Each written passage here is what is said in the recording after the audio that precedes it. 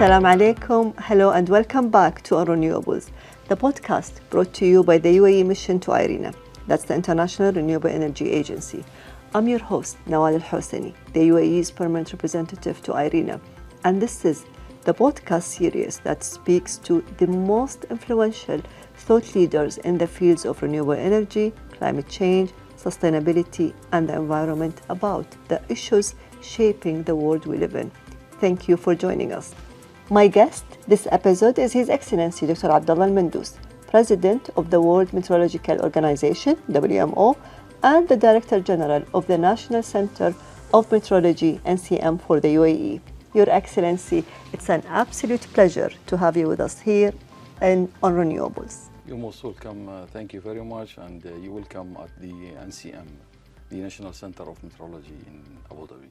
The UAE is a leader in advancing sustainability effort, and we see the UAE's leadership in this sector touching on so many different pillars when it comes to climate action. So from your perspective, how has this leadership contributed to the development of the meteorology field? What are the critical moments in your memory that stand out? What projects that have been a turning point in the history of meteorology for the UAE and the region, and how those efforts have led to the enhancement to forecast weather and manage climate challenges? Yes, as I think we have 3 stages in our meteorological life in UAE. Mm-hmm. We have the first stage before 2000. We had many meteorological services department, and we tried many times to unify this department, but we couldn't success actually. So before 2000 we started the cloud seeding project for UAE, and from that point we decided to have a perfect infrastructure that serves the water sectors and the meteorological sectors. So before 2000, we had the weather department and in different sectors, and we established the water department study in the office of His Highness. Then we started to try to unify some networking in UAE, and then we start to build weather radar, weather stations that needs to serve the water sectors and the weather sectors. From that, the point started. Once we established that, of course, that was a direction from His Highness Sheikh Mansour bin Zayed, that he needs an excellent or the best network that serves the country in the strategic plan of the country. And you know, from 2000, the UAE start they put the initiation for development, and because based on this, to have a strategic plan that we reach now. So we started from that, and then we have a big incident. We had the tropical storm Juno. That was in 2006. From that point, we knew that we have to have an identity in UAE that will give us the only decision for weather forecast. So we got the order to establish the National Center of Meteorology, based on, of course, what is in the ground as the weather department, and we had the atmospheric research department. Then we start to take all this infrastructure and develop it, and his instruction, His Highness Sheikh Mansour instruction, that he wants to have the best weather center that serves the strategy of the country. So we start to build that, and we worked very hard on that. Then we had an earthquake also, that we didn't have that a unified reading for this earthquake. So he also commanded us to establish an excellent network that we can have an earthquake reading. So we start to establish the National Center of Meteorology that serves the weather and of course the cloud seeding and the seismology. So from that we started to build that, and we put a lot of infrastructure on the ground, and with his guidance we have now one of the best national center in the world. So, this is very, very much the UAE story. Challenges always are turned into opportunities. Yes. And I can see that now the National Center of Meteorology and Seismology, which started, now it became the National Center of Meteorology, is a product of one of the biggest challenges that we faced here in the region.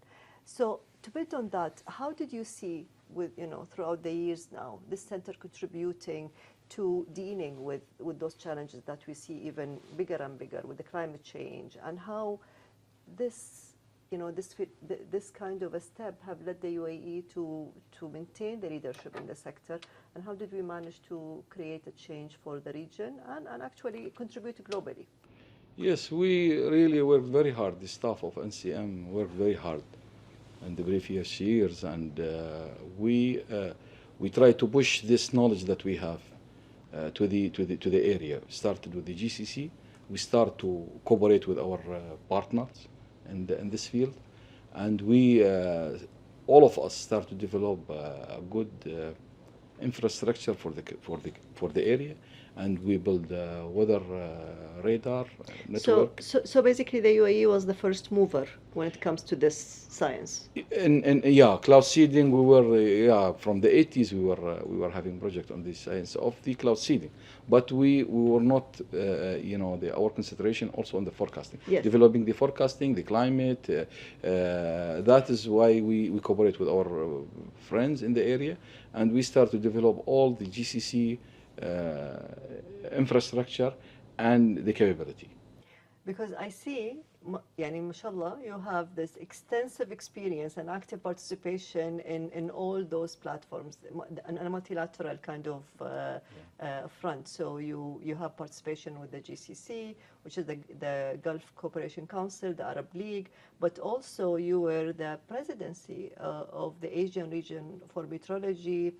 How those very diverse but extensive experience contributed to and your knowledge to increase and enhance the regional and international cooperation when it comes to meteorology.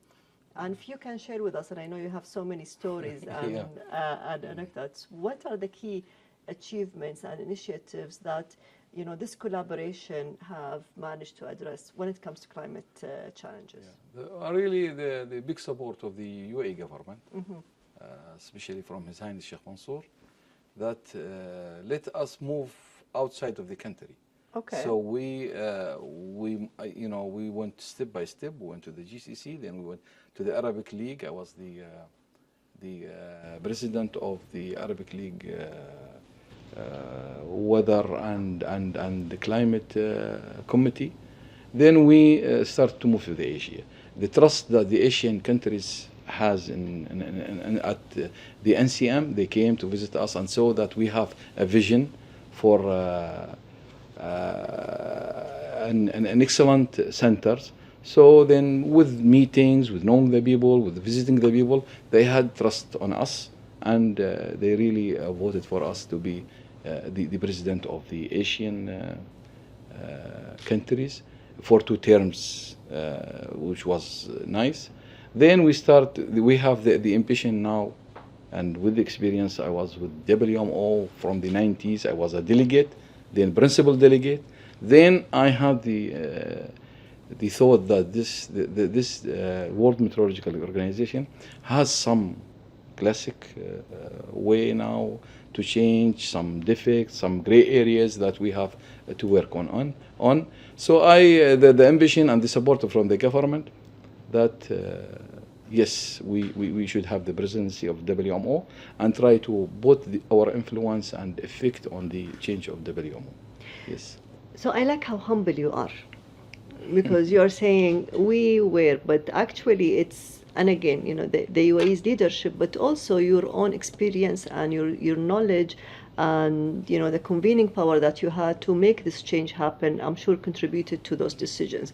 So if we speak about what you just mentioned, your current role, which is the presidency of WMO. Yes. Can you share with us what is your, I think this is the beginning of your tenure. So I'm sure now you are shaping the strategy and you're shaping your vision within for the organization. How do you want to see that reflecting in their priorities of the organization? I think one of the most important initiatives that was, and I believe you have been an advocate for this initiative since even in your previous role with the WMO, which is the Early Warning for All initiative. How do you see this initiative addressing the challenges that associate with climate change? And if we're going to keep temperature within the 1.5 degrees limit? Yes. Of course, being a president of WMO, or to be a president of WMO, you have to have a vision, and you have to express your vision to big countries. Mm-hmm. The members of WMO, there are 193 members, and you have to convince the members that you are capable to be the president, and you can do some advanced changes in the governance and the sequence of how we work in WMO. So my vision was, the campaign of my vision was smart approach. Smart, it is S, it comes from support, which of course from my experience with WMO, I thought that I put this approach. So smart, like us, it is support the permanent representative of the country and the regional president. Okay. To support them, to let them be visible in the country, and to ask the country that they should help the permanent representative and the national center to have a good capability of increasing the accuracy of forecast and climate data storage. In this way, it is to make the early warning for all a reality. This is a big challenge that we have, and one of my tasks that I should make this real. So tell me how. Yeah. What are the practical steps? Because this is I'm sure extremely exciting and interesting for our audience. Yeah. So let's speak about the early warning for all. What is? I thought I will speak about it later, but let me say what is early warning for all. We are, as the meteorological organization, we have the responsibility to send a warning to every person on this globe. Okay. So everybody has the right to receive a message to tell him if there is tropical storm, increase in temperature, storm, dust storm. So are you responsible for the 6 a.m. alert that we all received a few weeks ago? Yes. So no, in UAE now we are doing excellent job on that, but we think every person on the globe has the right to have a warning. Absolutely. And now the action, it's up to him, but we should warn him. There must be him or her, yes. We should send them a message to tell them this is what is going to happen, so you have to be alert. Mm-hmm. This is our mission. This was an initiative of the Secretary General of United Nations, Guterres, and then he put the WMO and UNDRR, United Nations risk reduction, to be in charge of this. Okay. So it has 4 pillars, which is, let me say it. It has 4 pillars. First pillar is disaster risk knowledge. Okay. Then we have the second pillar is the observation and forecasting. Third pillar, it will be dissemination and communication. Then the fourth pillar is the response and preparedness. Okay. This initiative needs, of course, funding, and we are working on this funding. Okay. WMO and the United Office of Risk Reduction, we are working on this, and we try in 4 years to achieve this initiative. And of course, the UN with us. We have the first pillar under the UNDRR, the second pillar under WMO, third pillar under the ITU to send the message, and the fourth pillar under the Red Cross and Red Cross on. So all of us, four of us, going to work for 4 years, try to achieve this knowledge. Now we come to WMO. We assign funding for 1.18 that we want to close the gap around the globe. Any countries has missing data, we should work with them to have to fill in the missing data. We want to know if there are some countries they don't have communication, we have to work with them, how the ITU, International Telecommunication Union, how they can support them with that. And in that we can have like a complete initiative around the globe. So I'm a bit curious about the system. You've spoken multiple times about the system that, weather prediction. How accurate are those systems as we see them today? Yes, this is what we will come to the third one, what we call, we said the smart, then advanced, yeah, the other one, advanced climate prediction. Yeah. Now, in the whole world now, we were very advanced in forecasting. Most of the countries that have the ability and infrastructure, they are very advanced, and the percentage of accuracy depends on the weather elements that week. Sometimes, like if you go to the temperature, almost most of the countries, they have almost close to 100% accuracy. Rain increases to more than 90%. Fog, of course, percentage on that. So this is in forecasting. Now let's come to the climate prediction. Okay. Climate prediction, most of the models that they work in more than 50-kilometer resolution between two points. So what we want to do now, the initiative that we want to work in, the 1-kilometer resolution for climate prediction. That will give us the climate until 2060 with accuracy on the extremes. Okay. Yes, we know there is a melting in glacial now, but we don't know how much exactly, because the resolution is very high. We know there is a rise in the seawater, but we want to know where exactly. The small scale, because there are weather phenomena, very small scale, it cannot be covered by 50-kilometer resolution. This will be globally, I'm talking. Now, with the country we have, some countries, they have, like here in UAE, we have 3-kilometer resolution. So we can identify tropical storm. But some countries, they don't have. So we want to cover the whole globe with 1-kilometer resolution, that everybody can see any change in the weather. That will reflect, if we work on the extreme, that will reflect, we will know our climate in 2060. Do you see a role for AI in this? AI, yes, of course. AI is very important, and I am working with. Last week I was in Nawa, and I spoke to them, and I want to see what they have a technology of AI, so we can take it and implement it in the countries. Okay. And here in UAE, of course, I am in connection with the Mohammed bin Zayed University to see what, because I've heard they are working on some climate AI. Yeah. I want to see what they want, what they are doing, and we want to, as NCM, we want to be a part of that. So I am working on this AI things. Of course, AI, we are in meteorology, we have we started AI because the first computer that I think made supercomputer for meteorology things to do the prediction. Yeah. But and we do some AI, but it is still we want to work with these big people on that. Yes, for the AI. So Dr. Abdullah, I'm sure you've faced a lot of this, but many people, for some reason or another, they are very skeptical about weather modification and cloud seeding. Yeah. Can you tell me from your experience why is that? Why we are always faced with such skepticism? Yeah, I think knowledge of the people. The weather modification. It was handled by companies. Okay. And the company's target is to make profit.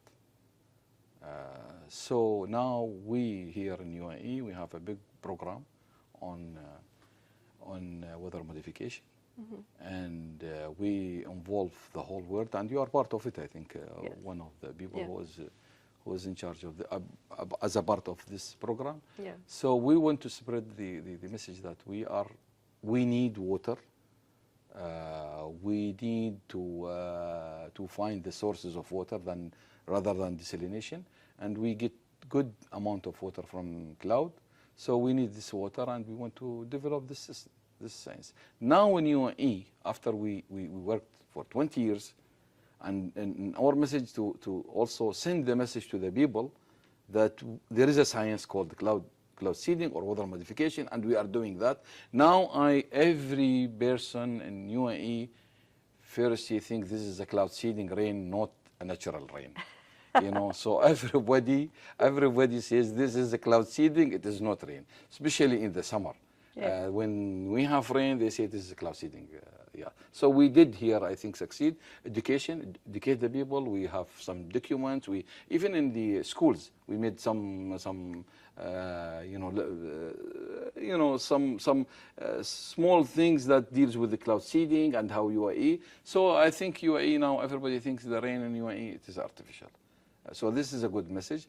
Now in WMO, let's speak about. You think it's a good message? Everybody thinks it's I all think it is. artificial? I think it is a good message because the people have to think there are a lot of maybe. So this was one of the rain or water source. Yeah. So the government also they will, especially UAE here, the government they want to put a lot in this science.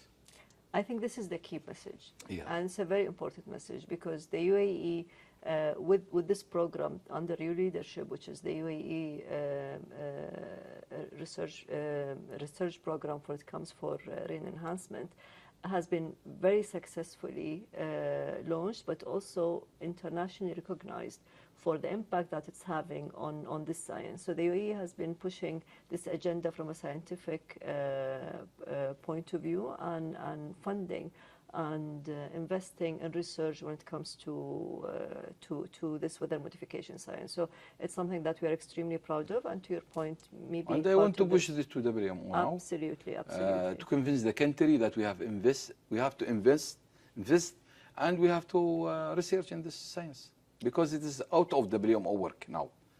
Okay. They don't agree that we could put some of our budget on this science, but now slowly they are moving to this. Yeah. And yeah. And I think with the global challenges related to water, when it comes also to water and food security, which is very much interlinked, Yes. this becomes even more important. We just celebrated a very successful conclusion of COP28 here in the UAE. Yes. And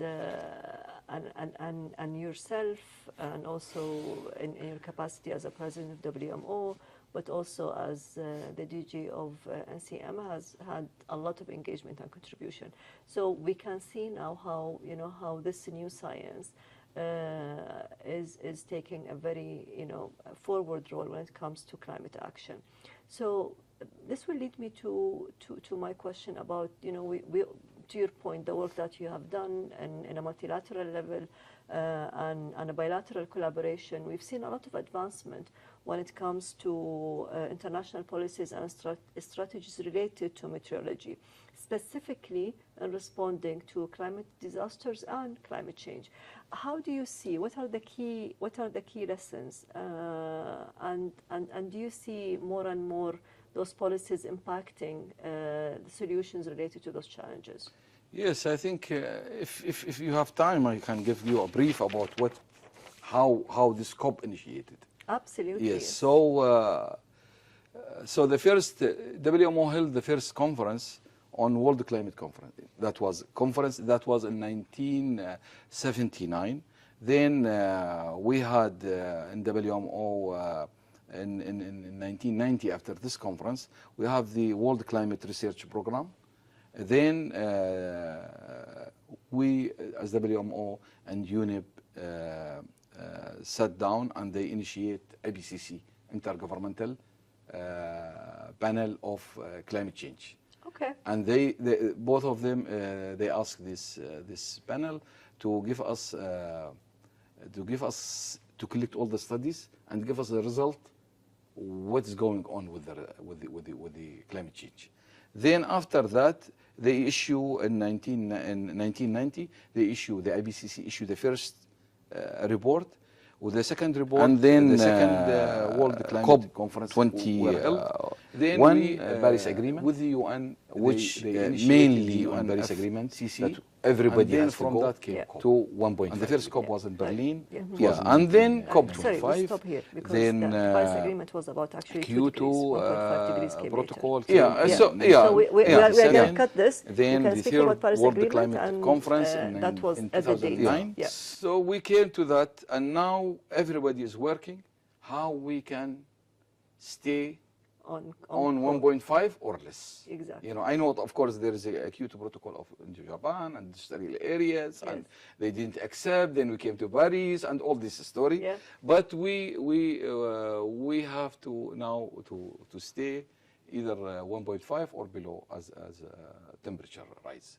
Now WMO now we are working very hard. But we need to also mention we have the UAE consensus coming out of COP28. Yeah, I have them, but I don't. You know, maybe you are better than me in that. Okay. Yeah, but we as WMO committed that we have to keep our network to measure the weather parameter, and we have to measure the gases. Parameters are related to weather and temperature. We already established with the developed country. They have infrastructure. Now we want to move to the other countries that doesn't have reading. We have to help them. We have to have continuous network even between regions. And before we collect data for hourly and every 3 hours for a small part of weather elements. Now we expand that to weather radar, weather satellite, all these things. It will be, I mean, a big help for this 1.5 degree. Yes. Thank you. Your Excellency, I have known you for quite some time now.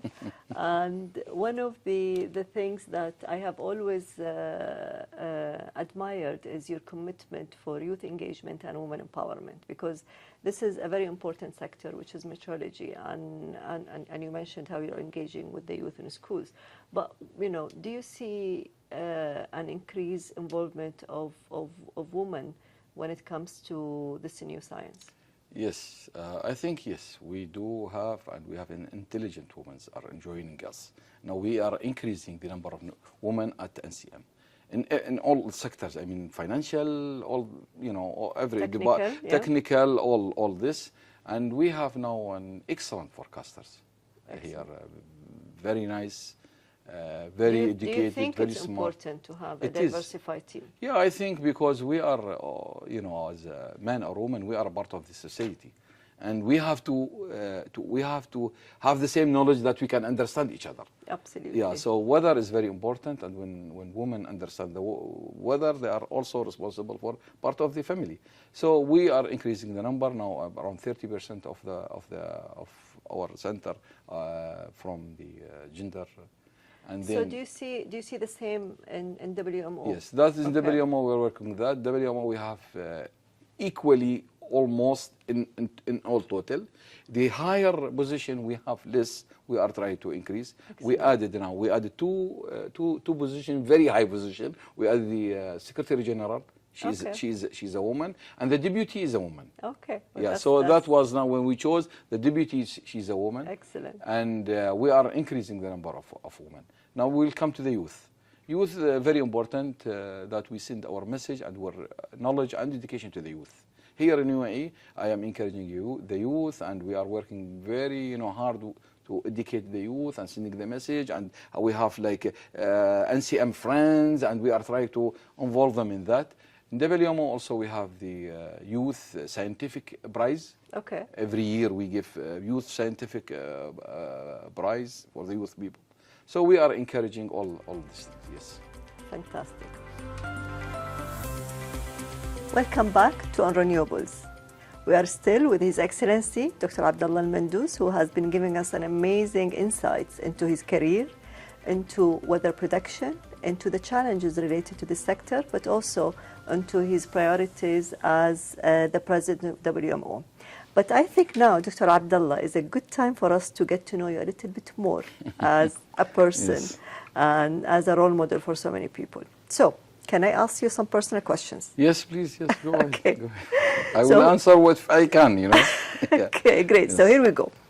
You've studied in many places, in San Luis in Missouri, in Johannesburg in South Africa, in Belgrade in Serbia. Which was your favorite place and why? Yes, I thought you would ask me why you have different cultures. And No, stuff. no. Yeah, so I think first when I was young, you know, when 18 years old, I was in the United States and I spent 7 months in Washington D.C. And I think it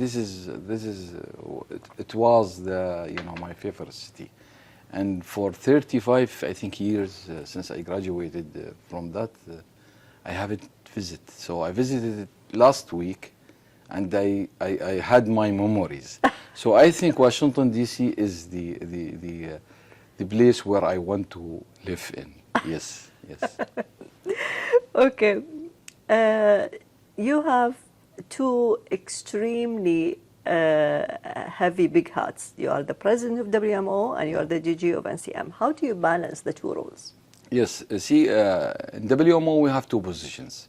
The SG, Secretary General, which is permanent in Geneva, he's or she an employee in there, so she has to be there. Okay. For me as a president, I don't have to be there always, but I go in the meetings, I go to whenever needed.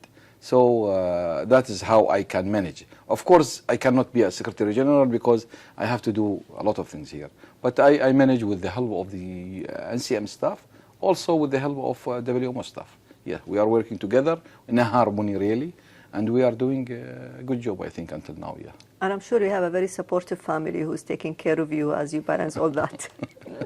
Yeah. But with this busy schedule, what is your secret? How do you relax when you are not, in those meetings and on those busy schedules?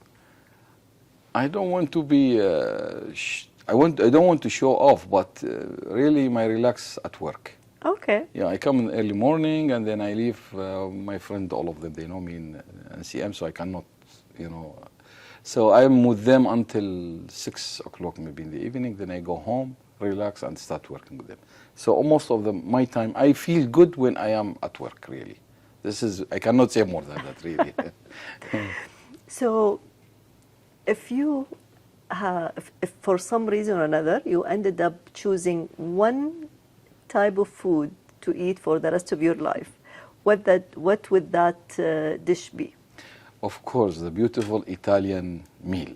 I like Italian food. I like the Italian salad. I like the Italian So specific, pizza. the one thing. Pizza, margarita. Margarita is the best economic way that we can have, yes. Please. And as we speak about food and nice things in life, what is your one hope for the future? Yeah, I hope the future, of course, for me, health, of course. For my country is the safety and development and, leading as a country. Of course, for the whole world is that we have peace, and plus we achieve an early warning for all. This is what I hope for, yes. Your Excellency, it has been an absolute honor to host you with us here at On Renewables. Thank you for being with us. Thank you very much. Thank you. It was my pleasure, and I'm very happy to be with you. Yeah, thank you very much. Thank you. Thanks for listening to On Renewables. If you enjoyed this episode, subscribe to our YouTube channel, follow us on Spotify, and leave us a rating on Apple Podcasts. And if you have any questions, feedback, or suggestions for our next guest, leave us a comment on our social media pages on Instagram and X. Thanks for joining us and see you next time.